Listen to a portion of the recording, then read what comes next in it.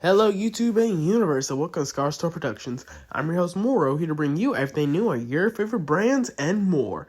And today we'll be taking a look at some new stuff from Transformers from their 10/27 event. But before we begin, make sure you like, subscribe, hit the notification so you don't miss another video like this. Because maybe a small coin for you guys, but it's a big help for me and the channel.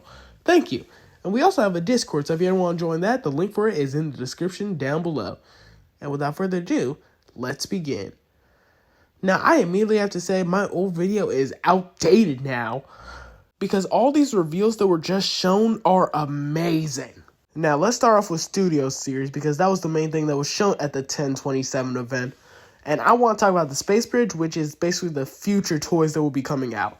Starting off with the Lux class, we have a reissue of the Studio Series 86 Jazz, which will be the fourth time we're actually getting this mold if we don't count any of the retools. Next up, we have Dark of the Moon Q, and I have to say, it looks pretty good. Even though I'm not a Bayverse fan, I'll probably get it for the accessories, and I'll probably keep it in car mode because, well, he turns into a very nice car. Moving on to the Voyager class, we only have one, that being Gamer Edition War for Cybertron Ironhide, which I'm definitely getting because I loved how the Ratchet looks, and personally, I need a Cybertronian Ironhide for my collection. Next up in the leader class, we have a reissue of the Dark of the Moon Shockwave, which I know some people had a hard time finding, so it's perfect for those who could not find it at all. And for the final leader class, we have Age of Extinction Optimus Prime. Now, I'm not the biggest fan of the Age of Extinction look for Optimus Prime because it doesn't look that good in my opinion. But for those who like it, that's perfect for you guys, and I will not discourage you from buying it. Now that's it for the Space Bridge. Some other stuff we saw was the reissue of the Rise of the Beast Optimus Prime. So if you guys have never got that figure, you guys can try to get it now. Though there are a ton of KOs on the market right now, so I don't know why you get the official one now, but hey, kudos to you. Now for the new stuff, first up we have Rise of the Beast Ape-Link. Now this was shown a couple days ago, and personally I don't like the mold, but hey, it looks amazing, and I'll probably get this as a form of a Transmetal Ape-Link because I don't really have an Ape-Link in my collection. Now, for the stuff he comes with his two arm blades, which look amazing. He comes with a chain just like Primal, and you can either get that to Battle Trap or you can attach that to his arm blades, which, hey, you can do that. And finally, he comes with a Transwarp Key. Now, this one is different from the one that came with Primal because it's completely orange and represents how it looked when the Maximals escaped their planet. And honestly, I like this version of it better than the one that came with Primal. Now, the other Studio Series we got a better look at is the Studio Series remake of the Bumblebee movie, Bumblebee. And I have to say, finally! I've been waiting for Hasbro to remake that figure because the first version was ugly. And I liked how the Jeep and the Cybertronian vehicle mode looked. And compared to this, they look the exact same except for the original. But this looks way more screen accurate than the first one ever was.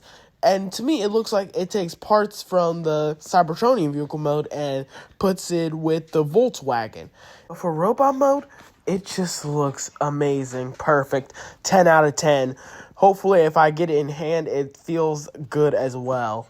Now, for his accessories, he, of course, comes with his arm blade and hand cannon. And other than that, that's it for the accessories that we know.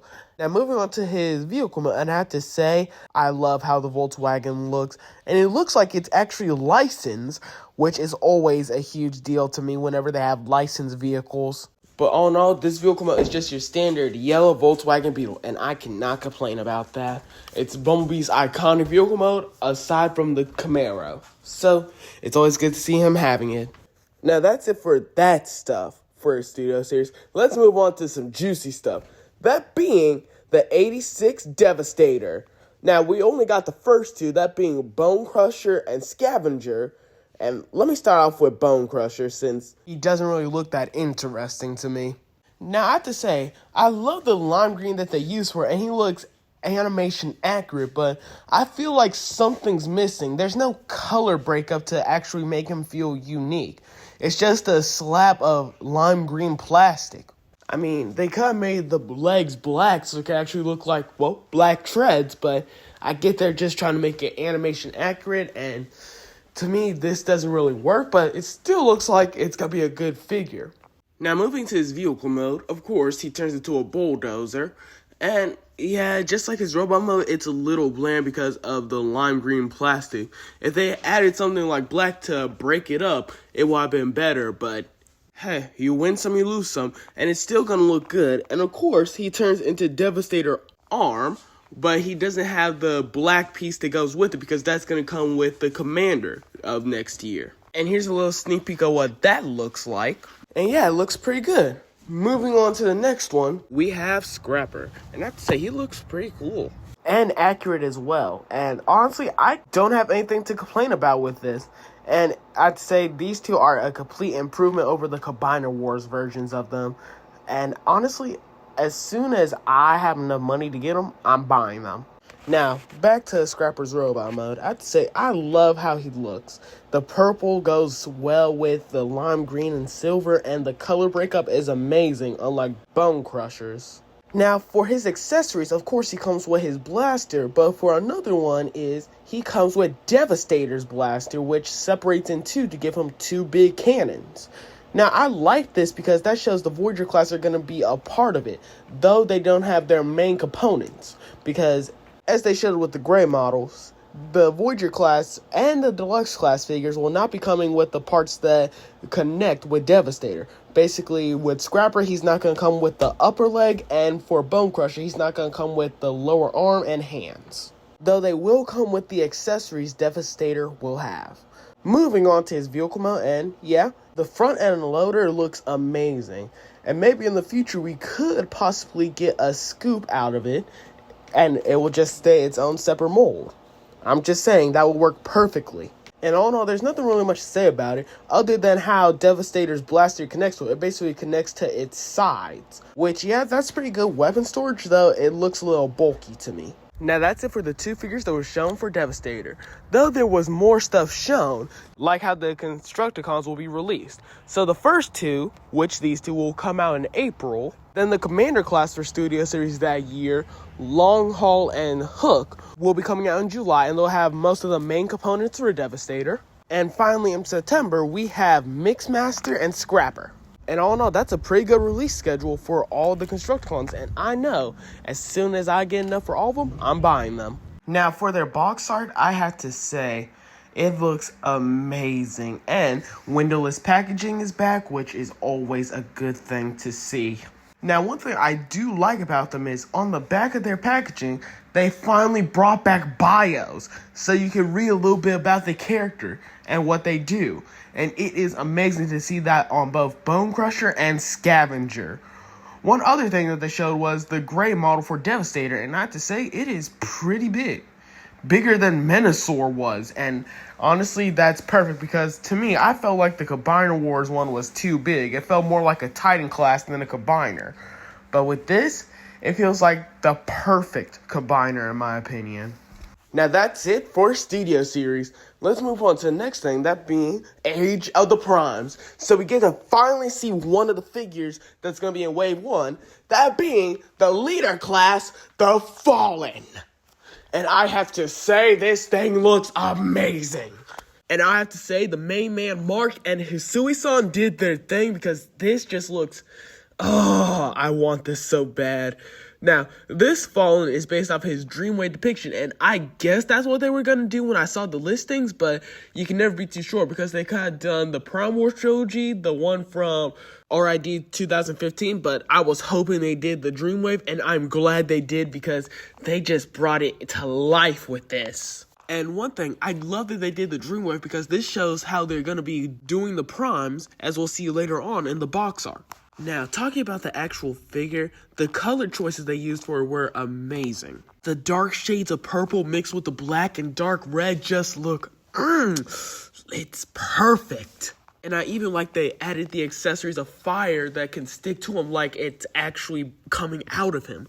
It's just amazing. Now, when it comes to Megatronus' accessories, it pulls from all versions of Transformers. The first one being the Requiem Blaster. which was introduced in 2002 with Transformers Armada. And it was repurposed in the Covenant of Primus to be Megatronus' sacred weapon. And it even looks like it, which I have to say, pretty cool attention to detail there. And if you look at the top of the blaster, you can actually see Megatronus' insignia on there. Basically, it was his marking from Power of the Primes, which I have to say, giving each prime their own logo in Power of the Primes was a smart move.